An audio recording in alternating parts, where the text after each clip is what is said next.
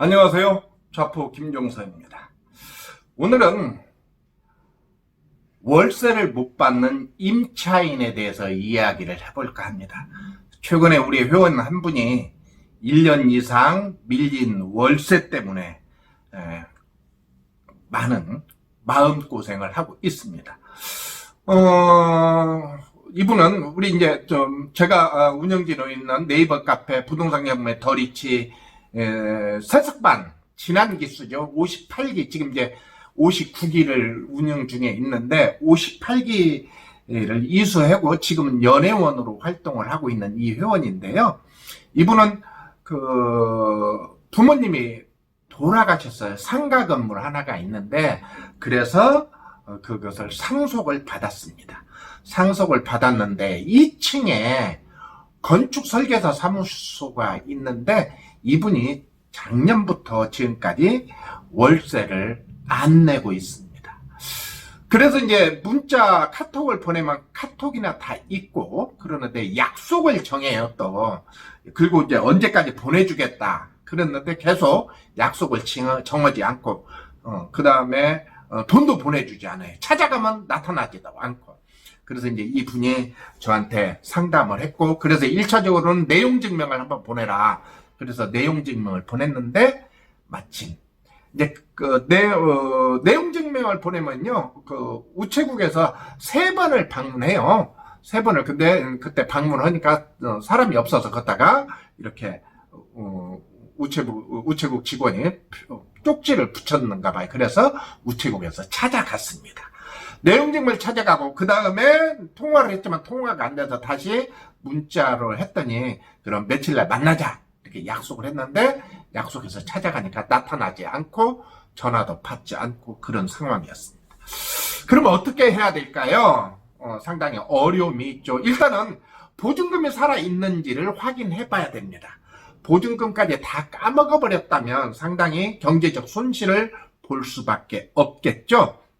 그래서 이분 같은 경우에는 일단은 점유 이전 금지 가처분을 해야 된다. 그 다음에 명도 소송을 해야 되고요. 그 다음에 세 번째로는 그동안 못 받은 월세 플러스 손해배상을 청구해야 됩니다.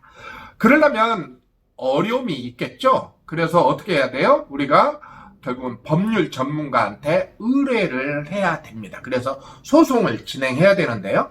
이렇게 명도 소송은요, 그분이 반응을 하지 않으면 6개월 정도에서 끝납니다. 그런데 6개월 정도 더 지나서 끝날 수 있는 건 뭐냐면 그분이 계속 반응을 해요. 이의 제기를 하게 되면 1년 이상 걸릴 수가 있습니다. 그래서 내가 손해배상 청구 소송을 할 때 오늘 그분 같은 경우는 지난 3월 달부터 월세가 밀렸다고 그래요. 그러면 3월 달부터 지금 1월 달까지니까 대략 그냥 뭐 10달이라고 하면 10달 것만 계산해서 손해배상을 청구하는 게 아니라 오늘부터 1년 것까지 소급을 해서 외국인 재판 기간이 길어질 수 있으니까 1년 것까지 소급을 해서 모아서 손해배상을 청구를 해야 된다. 그런데 그러기 전에 가장 먼저 해야 될 게 뭐냐면 점유 이전 금지 가처분을 해야 됩니다.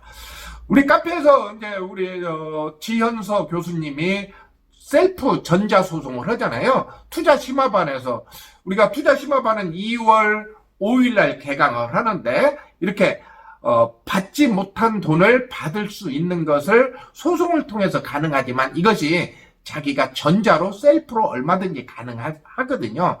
그래서 그것이 어렵다면 어떻게 해야 돼? 결국은 변호사를 찾아가야 되겠죠. 그래서 점유 이전 금지 가처분을 먼저 해야 됩니다.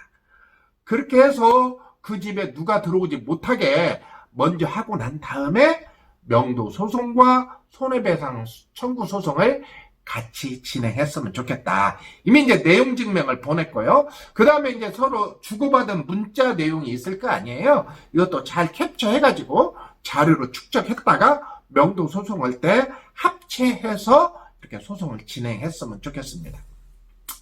이렇게 이제 월세를 못 받은 임차인의 경우도 있지만요. 또 하나는 보증금을 못 받는 임차인의 같은 경우도 있겠죠. 내가 이사를 가고 싶은데 임대인이 보증금을 안 돌려준다. 그럼 어떻게 해야 돼요? 이때도 보증금 반환 청구 소송을 해야 되는데 이것도 셀프 전자소송으로 가능하다. 그렇게 말씀을 드리고 싶습니다.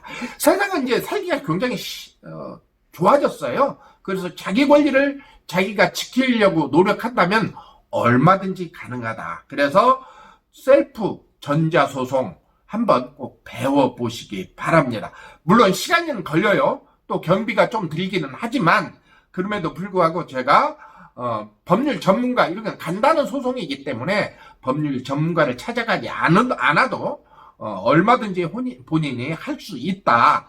이렇게. 그래서 여러분 그런 것을 잘 숙지하고 있다가 해보셨으면 좋겠습니다.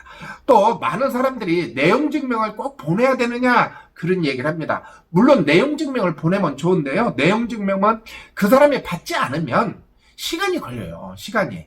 그래서 카톡으로나 이렇게 문자로 주고받은, 이제 문자는 그분이 읽었다는 것을 확인이 안 되잖아요. 근데 이제 카톡은 그 사람이 읽었다는 거 확인이 되는 거니까 이렇게 카톡과 그 다음 내용 증명을 겸했으면 좋겠다. 이렇게 말씀드리고 싶습니다. 오늘은 여기까지 하겠습니다.